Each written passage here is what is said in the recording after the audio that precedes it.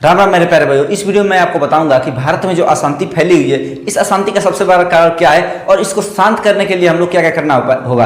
यानी कि अशांति की जगह पर हम लोग को शांति लाने के लिए क्या क्या करना होगा, हमारा क्या कर्तव्य बनता है अपने देश के प्रति, अपने धर्म के प्रति और अपने परिवार के प्रति और मतलब पूरे संसार के प्रति, या फिर हम कह सकते हैं कि एक इंसान के प्रति, यानी इस इंसान के पर्सपेक्टिव से हमारा क्या कर्तव्य बनता है, हमको क्या करना चाहिए क्या नहीं करना चाहिए। देखिए, हर व्यक्ति को अपने अपने धर्म के बारे में जानना जरूरी है। जैसे मान लीजिए आप मुस्लिम है तो आपको मुस्लिम धर्म और कुरान के बारे में जानना बहुत जरूरी है, और यदि आप हिंदू हैं तो आपको अपने धर्म और अपने गीता के बारे में जानना बहुत जरूरी है, और आप ईसाई हैं तो आपको अपने बाइबल और अपने क्रिश्चियन धर्म पर जानना जरूरी है। तो मैं इन्हीं सब बातों को बताऊंगा, और ये भारत इतना पीछे कैसे गया है ये भी बताऊंगा, और वीडियो के अंत में मैं बताऊंगा को आपके देश के प्रति क्या कर्तव्य बनता है। क्योंकि मैं एक टीचर हूं तो मेरा काम है पढ़ाना, तो पढ़ाने के साथ साथ मेरा यह भी कर्तव्य है कि आपको कुछ सही बताऊं, यानी कि आपको क्या सही है क्या गलत है ये सब मैं बताऊं, आपका क्या कर्तव्य बनता है ये भी बताऊं। तो इन्हीं सब बातों को ध्यान में रखते हुए मैं ये वीडियो बनाया हूं आपके लिए, सिर्फ आपके लिए, ठीक है। तो आप जरूर देखिएगा, आप हिंदू हो, मुस्लिम हो, सिख हो, ईसाई हो, कोई भी हो, वीडियो को अंत तक जरूर देखिएगा। मैं वीडियो के अंत में मैं आपको सारे निष्कर्ष बताऊंगा कि अब आपको क्या करना चाहिए और क्या नहीं करना चाहिए। पहले हम देख लेते हैं कि भारत में जो अशांति फैली हुई है इसका सबसे बड़ा कारण क्या है। और भारत दूसरे देशों की अपेक्षा बहुत बड़ा देश है और बहुत ज्यादा जनसंख्या वाला देश है। यानी कि अमेरिका को आपको पता है कि 30-35 या फिर ऐसे ही लगभग उनकी आबादी है 30-35 करोड़, और यहाँ पर भारत की आबादी आपको पता ही है 145 करोड़, यानी कि 3-9 12, यानी कि उनके 4 गुना हमारे यहाँ पर आबादी है। यानी कि वहाँ पर एक आदमी जितना काम करेगा यहाँ पर 4 आदमी मिलकर उतना ही काम करेंगे। यानी कि अब समझ जाइए कि यहाँ पर 140 आदमी जो मिलकर काम नहीं कर पाते हैं वो 30-40 करोड़ लोग ही इससे ज्यादा काम कर लेते हैं। कैसे कर लेते हैं ये सब मैं आपको बताऊंगा। देखिए, हमारे देश में धर्म के नाम पर बहुत सारी लड़ाइयाँ होती रहती हैं। आपको पता है, हिंदू मुस्लिम को नहीं देखना चाहता, मुस्लिम हिंदू को नहीं देखना चाहता। ये कारण क्या है, इन सब का कारण मैं आपको बताऊंगा। देखिए, अगर आप मुस्लिम हैं तो आपके कुरान में क्या क्या लिखा हुआ है आपको ये जानना बहुत जरूरी है ना। और आप हिंदू हैं तो आपके गीता में क्या क्या लिखा हुआ है आपको ये जानना बहुत ही जरूरी है, ठीक। और मैं आपको साधु संतों मौलानाओं के बारे में उनकी सच्चाई मैं आपको जरूर बताऊंगा। तब तक के लिए आप यहाँ पर सिर्फ ध्यान दीजिए मैं क्या कर रहा हूँ। देखिए, आपको पता है मुस्लिम धर्म जो होता है उसका सबसे पवित्र किताब जो होता है वो होता है कुरान शरीफ। और कुरान शरीफ में क्या क्या अच्छाई लिखी हुई है क्या क्या बुराई लिखी हुई है। तो आपको पता है कि कोई भी धर्म बुरा नहीं होता, बुरा तो कोई धर्म होता नहीं है। लेकिन मैं अगर कहूँ कि कुरान बुरा धर्म है तो आप मुस्लिम है तो आपको बुरा लग जाएगा। लेकिन यदि आप सच्चाई से भागते हैं तो आपके लिए सबसे बुरी बात इससे कुछ हो ही नहीं सकती, ठीक। और यदि आपको मैं गीता के बारे में बताऊं और उसके बारे में उसमें जो सच्चाई और बुराई लिखी हुई है और मैं उसको बताऊं और आप उसकी सच्चाई और उसकी बुराई जो उसमें लिखी हुई है वो अगर आप ना सुनना चाहें तो यानी कि आप सच्चाई से भाग रहे हैं। सच्चाई से किसी को भागना नहीं चाहिए, सच्चाई हर व्यक्ति को जानना चाहिए। आप नास्तिक भी ना बने और भक्त भी बन जाए, ऐसा कैसे हो सकता है मैं आपको बताऊंगा। देखिए, हमारे जो कुरान शरीफ है मुस्लिमों का पवित्र पुस्तक है, और कुरान शरीफ में इतनी सारी बुराइयां लिखी हुई है मैं आपको बताऊंगा। देखिए, कुरान शरीफ एक तो वो पवित्र पुस्तक है, पवित्र पुस्तक में क्या क्या बताई जाती है कि भगवान के पास कैसे जाए, अध्यात्म का हम लोग को रास्ता मिलता है किसी भी पवित्र पुस्तक में, यानी कि कुरान में या फिर गीता में, कि भगवान के पास कैसे जाएं और अल्लाह के पास कैसे जाएं और अल्लाह को कैसे माने, ठीक, उनके बारे में। और अच्छाई ही हमें बताया जाता है। अगर हम अल्लाह को माने तो अल्लाह भी हमें अच्छाई बताते हैं, अगर भगवान राम यानी कि नारायण अगर माने तो वो भी हमें अच्छा ही बताते हैं। लेकिन अगर कुरान शरीफ में बुराई बताया गया है तो आपको कुरान शरीफ छोड़ देना चाहिए। अगर आपको गीता में कुछ गलत बताया गया है तो आपको गीता को नहीं पढ़ना चाहिए, उसको भी छोड़ देना चाहिए, यानी कि आपको नास्तिक ही बन जाना चाहिए अगर गलत बताया है तो। देखिए, आपके कुरान शरीफ में क्या लिखा है। कुरान शरीफ में मैं आपको जितनी भी बातें बताऊंगा वो 100% लिखा ही लिखा है, और वो गलत है तो गलत है और सही है तो सही है। देखिए, कुरान शरीफ में क्या लिखा है। कुरान शरीफ एक पवित्र पुस्तक है, उसमें लिखना चाहिए कि अच्छाई कैसे करें, एक दूसरे का परोपकार कैसे करें और भला कैसे करें और कैसे जिए कि हम भी खुश रहें और हमारे सामने वाला भी खुश रहे, हमारे वजह से कोई दुखी ना रहे, यही होना चाहिए, है ना। लेकिन अगर मैं कहूँ कि उसमें लिखा हुआ है कि एक दूसरे को मारने की बात, यानी कि कुरान जो शरीफ है उसमें लिखा हुआ है कि आप अगर मुस्लिम है तो किसी अन्य धर्म के लोगों को देखें तो आप उनका तुरंत कत्ल कर दें, यानी कि आपको इस बात से रूबरू करवाना ही होगा। देखिए कुरान शरीफ में सूरा नंबर 9 और आयत नंबर 5 में साफ साफ लिखा हुआ है कि आप जहां भी काफिर को पाए, यानी काफिर कौन होते हैं? जो मुस्लिम धर्म को नहीं मानते हैं, यानी कि जो मुस्लिम धर्म को नहीं मानते हैं वो काफिर हो गए। यानी कि जो बुद्ध को माने, राम को माने, और यानी कि क्रिश्चियन यानी कि ईसाई को माने, तो ईसा को माने, तो वो सब क्या है हमारे उसके लिए, यानी कि मुस्लिम के लिए क्या है? वो एक काफिर है। और काफिर को जहां भी देखो वहां पर उनका कत्ल कर दो। ये साफ साफ लिखा हुआ है कुरान शरीफ में सूरा नंबर 9 और आयत नंबर 5 में साफ साफ लिखा हुआ है। और उसमें क्या क्या बुराई है? मुख्यतः हम आपको 5 ही बताएंगे कि क्या क्या बुराइयां है। पहला है काफिरों को मारना, दूसरा है हमारा हलाला, तीसरा है हमारा 3 तलाक, और चौथा है हमारा कि मुस्लिम महिलाओं को अपने पुरुष पति के साथ मस्जिद में ना जाना है। और पांचवा है हमारा 72 हूर, यानी कि 72 हूर मतलब क्या होता है? 72 स्त्रियां, खूबसूरत स्त्रियां। और छठा भी एक है कि उनके बड़े बड़े स्तन, स्तन मतलब आपको पता ही है चेस्ट, उनके बड़े बड़े स्तन। अल्लाह ऐसे चीज लिखते हैं अपने बुक में, यानी कि अपने कुरान में अल्लाह नहीं लिखे हैं। ये कौन लिखा? हजरत मोहम्मद लिखा हो, या कि उनके पैगंबर लिखे हैं। तो वो इसलिए लिखे हैं कि लोग कुरान धर्म क्यों अपनाएंगे? हवस, अय्यासी और जितनी भी बेकार चीजें हैं वो सब, और कुछ बढ़िया चीजें ऐड करके उन्होंने लिख दिया। अब जिसको मतलब 72 हूर चाहिए, यानी कि 72 स्त्रियां चाहिए खूबसूरत खूबसूरत, और जिनके बड़े बड़े स्थान हो वो चाहिए, तो सोचेगा कि हाँ यार इस्लाम धर्म में ऐसे ऐसे मतलब 72 हूर मिलती हैं, तो क्यों ना मैं भी इस्लाम अपना लूँ, और जब मैं मरूंगा तो मुझे भी 72 हूर मिलेंगी। तो ऐसा जो सोचकर इस्लाम कबूल करते हैं वो बहुत बड़े बेवकूफ़ और चूतिया किस्म के आदमी है। मैं ऐसा क्यों कह रहा हूँ? क्योंकि ऐसा लिखा है। ऐसा नहीं लिखा होता तो मैं भी कुरान का बहुत ही आदर करता हूँ, अल्लाह का आदर करता हूँ। लेकिन अल्लाह राक्षस तो नहीं है, अल्लाह राक्षस तो नहीं है। उसने क्या कहा कि मुझे बकरीद के दिन बकरी काट को दो, यानी कि कोई जीव काट के मुझे दो, मैं उसे खाऊंगा। मान लीजिए वो अल्लाह है, तो अल्लाह तो यही सिखाता है कि अच्छाई करो, भलाई करो, और खुश रहो, और दूसरों को भी खुश रखो। कुछ भी करो, बस किसी को दुख ना पहुंचे, ऐसा होना चाहिए। और अल्लाह ऐसे ही कहना चाहिए, तो ऐसा भी करते हैं। लेकिन दूसरी ओर वो कहते हैं बकरीद के दिन बकरी काटो, मुर्गा काटो, उसको खाओ। तो क्या ये सही है कि मतलब किसी जानवर को मारकर खाओ तुम्हें पुण्य मिलेगा? ये सब सही है? अल्लाह कहते हैं कि बकरी को, मुर्गे को काट कर खा लो, उससे तुम्हें पुण्य मिलेगा और तुम्हें अल्लाह यानी कि मेरे पास आने का मौका भी मिलेगा।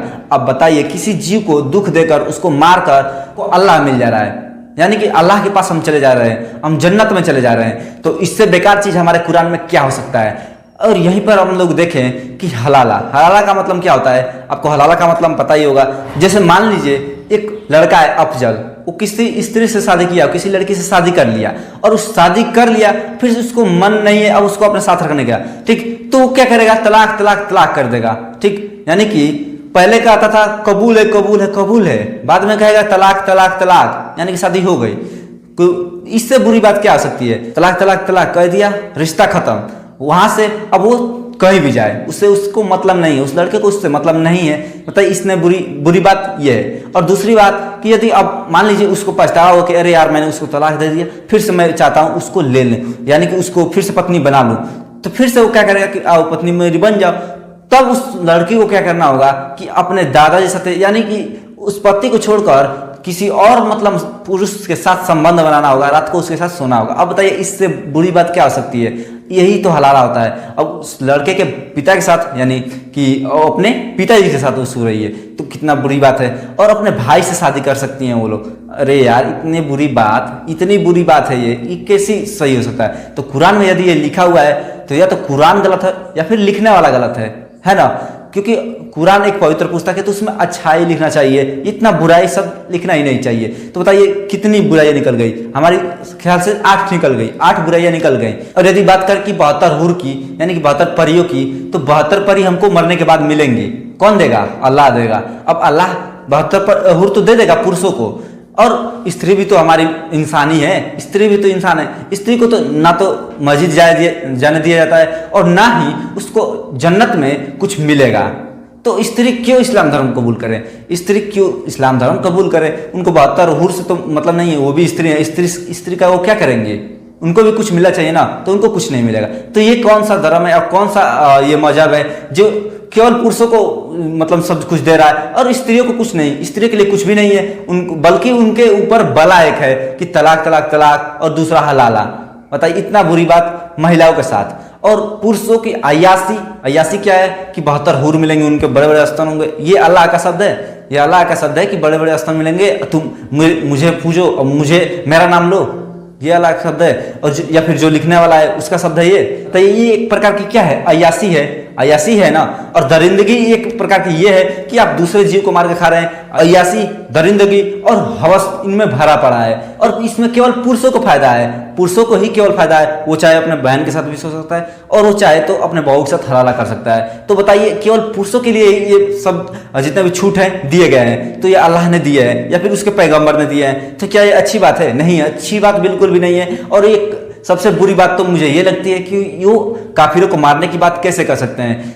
कोई भी पुरुष या फिर कोई भी इंसान वो जिस धर्म को मानना चाहे वो माने, वो गलत कर रहा है तो उसकी सजा वो खुद को पाएगा। यानी कि मान लीजिए वो गलत भगवान की पूजा कर रहा है तो उसकी सजा उसको खुद मिलेगी ना। तुम अल्लाह की पूजा कर रहे हो, तुम सही कर रहे हो तो करो यार, तो तुमको मिलेगा। वो जो कर रहा है वो उसको मिलेगा, उससे तुमको क्या लेना देना है। तो जितने भी अय्यासी और शोहरत है वो सब पुरुषों को दिया जाता है मुस्लिम धर्म में, और महिलाओं को कुछ नहीं दिया जाता। तो बताइए, ये सरासर मुस्लिम महिलाओं के साथ नाइंसाफी है, जो कि हमारे यूपी के योगी आदित्यनाथ ने 3 तलाक को खत्म करके अच्छा किया, मुस्लिम महिलाओं के साथ अच्छा किया, उनके लिए बेहतर किया। फिर भी मुस्लिम महिलाओं को जलन होने लगती है कि हमारे धर्म में ऐसा क्यों किए। बताइए, 3 तलाक करके छोड़ देगा, उसके बाद उसको कितना अच्छा लगेगा। ऐसी वीडियो आपको मैं बहुत बार दिखा दूंगा, बहुत सी वीडियो दिखा दूंगा जिसमें तलाक देकर वो छोड़ देता है। उत्तर प्रदेश के अलीगढ़ से बड़ी खबर। थाना सिविल लाइन क्षेत्र के अंतर्गत 16 समझौता केंद्र आई विवाहिता से पति ने की मारपीट और दिया ट्रिपल तलाक। वहीं पीड़िता शाहना पुत्र जुल्फकार निवासी तालसपुर खुर्द ने आरोप लगाते हुए बताया कि 3 साल पहले उसका निकाह खलील पुत्र साबुद्दीन निवासी ग्राम रिगसपुरी थाना जवा के साथ हुआ था। अब इतनी सारी बुराइयां लिखने के बाद अब यदि उसमें 2-4 अच्छाई भी लिख दिया जाए तो धर्म अच्छा हो जाता। वो अच्छा बिल्कुल भी नहीं है। यानी कि इतनी सारी बुराइयां हैं, उसके ऊपर से अब उसको ढकने के लिए कुछ अच्छाई लिख दिया जाए तो क्या वो सही है? नहीं सही है। इस्लाम बहुत ही खूबसूरत धर्म होता तब जब ये सारी चीजें उसमें ना लिखी गई होती, इतनी बुराइयां उसमें ना होती, महिलाओं के साथ इतना अत्याचार ना होता और जानवरों के साथ अत्याचार ना होता और ये 72 हूर वाली बातें ना होती, तो कितना सुंदर होता हमारा वो इस्लाम। इस्लाम में ये बात कहीं ना कहीं सच लगती है कि अल्लाह जो है, यानी कि जो भगवान है, वो अदृश्य रूप में है, बस है। तो ये बात कहीं ना कहीं सच लगती है। लेकिन इतनी सारी बातें लिखने के बाद अगर कोई मुसलमान जाकर किसी और को कहता है कि तुम इस्लाम धर्म अपना लो, तो किस पर्सपेक्टिव से कहेगा कि आओ तुमको 72 हूर मिलेंगे, आओ तुम्हें अय्यासी करने का मौका मिलेगा, आओ तुम्हें हवस मिलेगा, यानी कि ये सब चीज मिलेगा, तुम आ जाओ इस्लाम कबूल कर लो। तो कोई करेगा? अगर वो नहीं जानता कुछ इसके बारे में तो जरूर कर लेगा। और वो हवस का पुजारी होगा तो कहेगा कि हाँ चलो, मरने के बाद तो कम से कम 72 हूर मिलेंगी, और ये 72 हूर कैसे मिल सकती हैं। तो ये रही इस्लाम की खूबसूरती। अब मैं आपको बताऊंगा कि हिंदू धर्म में जो गीता है, पवित्र पुस्तक, उसमें क्या क्या लिखा गया है। तो उसमें अगर आप शुरू से अंत तक देखें तो उसमें एक भी बुराई नहीं लिखी हुई है, एक भी। बल्कि उसमें इंसानियत, दूसरों की भलाई करना, परोपकार और जितने भी हमारे अच्छाई चीज है, अच्छी चीज है, वो सारी बातें लिखी हुई है। हमें कर्तव्य कैसा करना चाहिए कि हम भी खुश रहें, दूसरा भी खुश रहे, कोई दुखी ना रहे। ऐसा काम कौन सा करना चाहिए कि मतलब सब कोई खुश रहे, हम भी खुश रहे, हमारे वजह से कोई दुखी ना रहे। ये सारी चीजें हमारी पवित्र पुस्तक भागवत गीता में लिखी हुई है, और ये हिंदू धर्म के सबसे खूबसूरत चीज है। अब यदि हिंदू धर्म में कोई बाबा आए, यानी कि कोई संत आए और वो हिंदू धर्म का प्रचार करे और अंत में वो क्या करे, अय्यासी और एक दूसरे को मार काट करने का, यानी कि एक दूसरे से नफरत पालने का, ये सब बताए, तो यानी कि वो क्या कर रहा है, एक तरह से नफरत पाल रहा है, यानी कि एक दूसरे से नफरत करने को सिखा रहा है। तो बताइए, वो आदमी गलत है ना? तो गलत है। तो आप उसके वजह से आप गीता, यानी कि श्रीमद् भागवत गीता जो हिंदू धर्म का पवित्र पुस्तक है, उसको और हिंदू धर्म को आप बुरा नहीं बता सकते ना। वो आदमी बुरा है जो उसका प्रचार कर रहा है और उसमें गलत बातें बता रहा है, लेकिन वो हिंदू धर्म जो सनातन धर्म है वो तो बेकार नहीं है ना। जो आदमी बेकार है जो उसके बारे में गलत बातें बता रहा है और उसको नाम लेकर गलत चीजें कर रहा है, वो गलत आदमी गलत है। अब आप बताइए कि हिंदू धर्म में कितनी बुराइयां हैं। हिंदू धर्म के जो पवित्र पुस्तक भागवत गीता है उसमें 1% भी आपको बुराई देखने को नहीं मिलेगी, कभी नहीं मिलेगी। उसमें बुराई है ही नहीं। उसमें जितने भी चीज़ें बताई गई हैं अच्छी ही बताई गई हैं, परोपकारी वाली चीज़ें बताई गई हैं, एक दूसरे को खुश रखने की बातें बताई गई हैं, किसी को दुख न देने की बातें बताई गई हैं, किसी की हत्या न करने के लिए बताया गया है, और कर्तव्य कैसा करना चाहिए कि हम भी खुश रहें, दूसरा आदमी भी खुश रहे और संसार बहुत प्यार से चले। प्रेम सिखाया गया है हमारे पवित्र पुस्तक श्रीमद् भागवत गीता में। तो आप बताइए कि श्रीमद् भागवत गीता में जब प्रेम सिखाया गया है तो वो गलत है या सही है?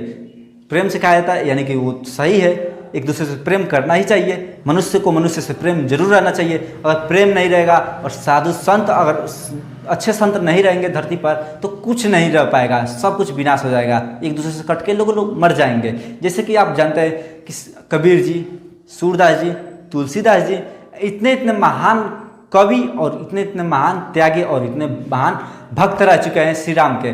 कबीर जी क्या करते थे? राम राम कहते थे, उनके पास शक्ति भी थी। क्यों थी? क्योंकि वो राम राम कहते थे और वो एक भगौड़े संत नहीं थे, वो एक रियल संत थे और राम राम कहते थे और उनके पास शक्ति आई। कहाँ से? श्री राम के नाम लेने से उनके पास शक्ति आई और वो राम राम दिन भर रात भर जब भी रहते वो राम राम कहते थे और उनके भजन में लगे रहते थे। वो हालांकि वो बिल्कुल भी पढ़े लिखे नहीं थे, उसके बावजूद उन्होंने कितनी दोहे लिख दिए, कितने कविताएं लिख दिए, समाज सुधारक वाला उन्होंने बहुत सारी किताबें लिख दी हैं। जैसे कि राम नाम जपते रहो जब तक घट में प्राण है और कबहू तो दीन दयाल की भनक लगेगी कान। इसका मतलब यह है कि आप राम नाम लेते रहो और अपना काम करते रहो और कभी ना कभी तो भगवान सुनेंगे और आपको अपने गले से लगाएंगे, यानी कि उनके कान में ये आवाज़ जाएगी कभी ना कभी। ठीक, तो आप राम नाम लेते रहो और अच्छाई करते रहो, उनको वो आपको जरूर सुनेंगे। ये तुलसीदास, सूरदास, मीराबाई ऐसे ऐसे महान हमारे भक्त रह चुके हैं। तो आप बताइए वो संत अच्छे हैं कि इस समय के जो भगौड़े संत हैं? और इस समय आप देख सकते हैं कि 8 साल का 10 साल का बच्चा भी एक अनुभव और रहा है, वो भी अब संत बन गया है, उसको भी उसके पास भी लोग जाकर माथा टेक रहे हैं हिंदू धर्म में। अब बताइए इसी वजह से हमारा हिंदू धर्म बदनाम होता है और इसी वजह से हिंदू धर्म के लोग अंधभक्त कहलाने लगते हैं। अब आप बताइए कि एक छोटा सा लड़का है और वो कभी स्कूल नहीं गया, जिसको गीता के बारे में कुछ नहीं पता है, अब उसके सामने लोग जाकर माथा टेकेंगे तो वो अंधभक्त कहलाएंगे ही, जरूर कहलाएंगे। तो ये सब नहीं करना चाहिए। जो हमारे हिंदू धर्म को यानी कि सनातन धर्म को मानते हैं उनको इन सब संतों से दूर रहना चाहिए और इन सब भेदभाव से भी दूर रहना चाहिए और उसको सच्चाई जानना चाहिए और राम नाम लेना चाहिए और अपना कर्तव्य करना चाहिए। अब हिंदू धर्म में एक भी बुराइयाँ नहीं है, मैंने आपको बता दिया। और 2 बुराइयाँ हमारी ये जो प्रचलित है श्री राम जी के अंदर, यानी कि 2 बुराई श्री राम जी में लोग छांट ही देते हैं कि ये उनके में 2 बुराई थी, ये भगवान कैसे हो सकते हैं, ये बुरे आदमी थे। अब वो 2 बुराइयाँ कौन कौन सी है? तो 2 बुराइयाँ है, पहला है कि वो उन्होंने श्री राम जी ने सीता माता को वन में भेज दिया, दूसरा है कि सीता माता को अग्नि परीक्षा दिलवाई, तो ये बुरे आदमी थे। और तीसरा है कि उन्होंने बाली को मार दिया, यानी कि बाली को क्यों मारा, छुप कर क्यों मारा। तो मैं आपको इन तीनों बातों की सच्चाई बताऊंगा। ठीक, सच्चाई को हम लोग दबा सकते हैं लेकिन मिटा नहीं सकते हैं, उस पर पर्दा डाल सकते हैं लेकिन उसको हम लोग हमेशा के लिए खत्म नहीं कर सकते हैं। देखिए जो हमारा सीता माता को अग्नि परीक्षा दिलवाई थी श्री राम जी ने, वो अग्नि परीक्षा दरअसल नहीं थी, वो क्या था कि उन्होंने सीता माता को अग्निदेव से लिया था। सीता माता यानी कि अग्निदेव में थी, उनसे उन्होंने लिया था। अब आपको ना पता हो लेकिन मैं बता देता हूँ। जैसे कि आपको पता है रावण जो था उसने सीता माता का हरण किया, यानी कि उनको चुरा कर ले गया। तो वो असली सीता माता को नहीं ले गया, वो नकली यानी कि सीता माता के प्रतिबिंब को ले गया। जब रावण हरने के लिए उनको आया था उससे पहले श्री राम जी ने सीता माता को यानी कि रियल सीता माता को अग्निदेव को सौंप दिया था और उनको रखवाली करने के लिए दे दिया था और उसके बाद उनके परछाई को लेकर अपने पास रखे थे और उसी को रावण ने ले गया था। और जब सीता माता को रावण के यहाँ से श्री राम जी लेकर आए तब उन्होंने सीता माता को अग्निदेव में डाल दिया और कहा कि जाओ और रियल इमेज अपना लेकर आओ, यानी कि अपना रियल सीता बनकर आओ, यानी कि उस प्रतिबिंब को डाला और सीता माता को रियल वाला ले लिए। ठीक, उसके बाद वो महल में गए। उसके बाद क्या हुआ कि उन्होंने उनको वन में भेज दिया। तो ये क्यों भेजा?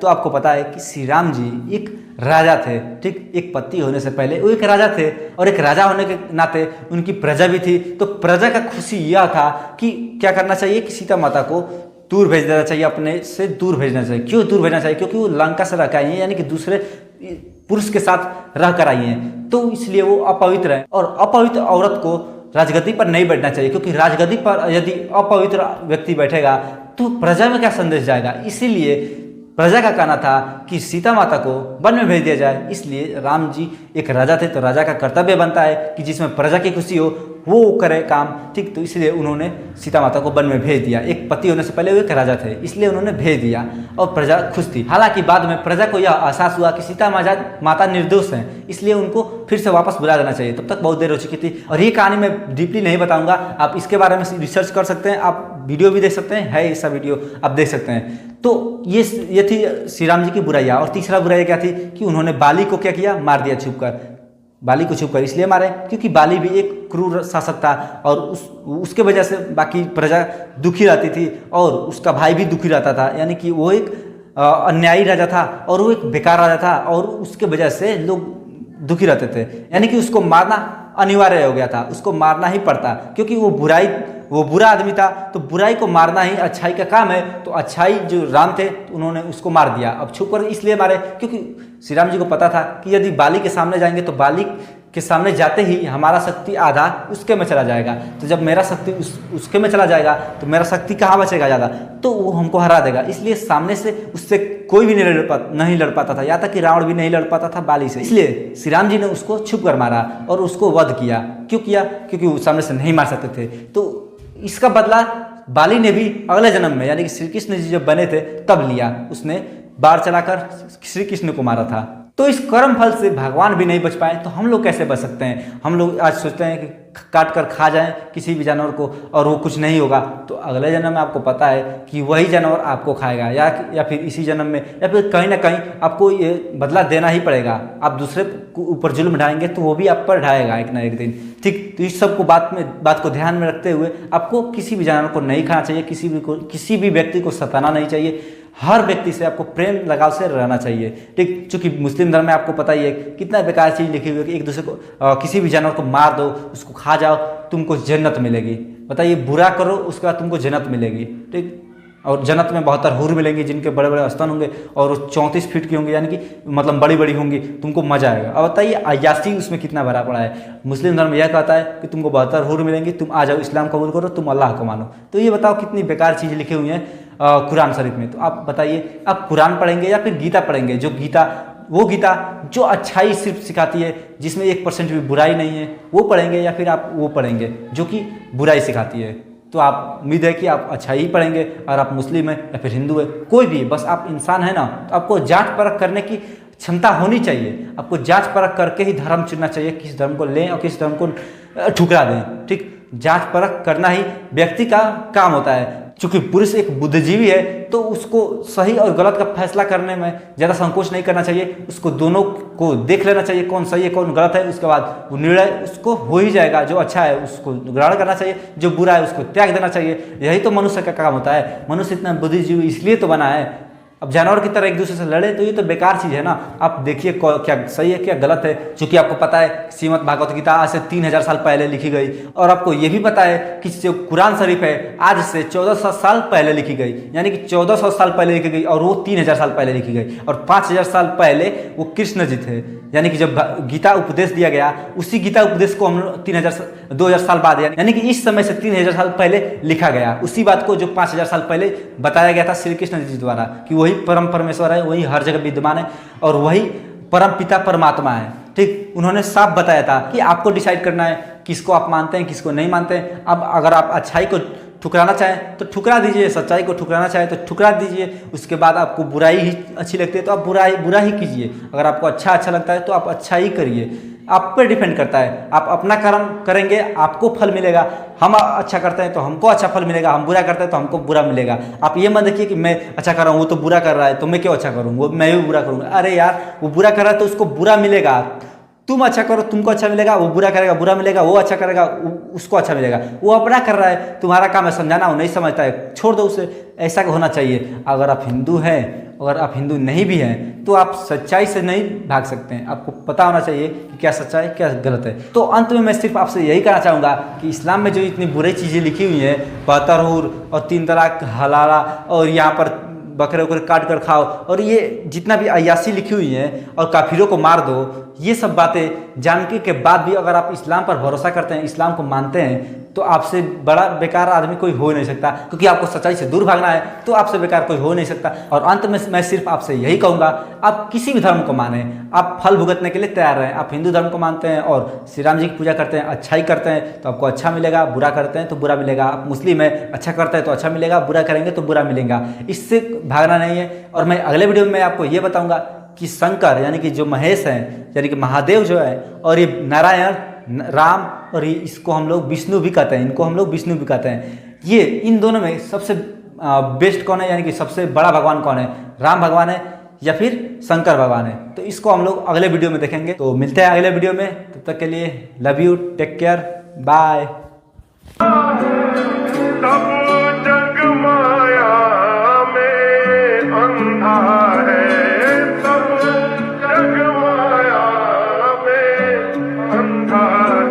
जिस बंधे ने प्रभु को देखा नहीं, वो रूप बताना क्या जाने।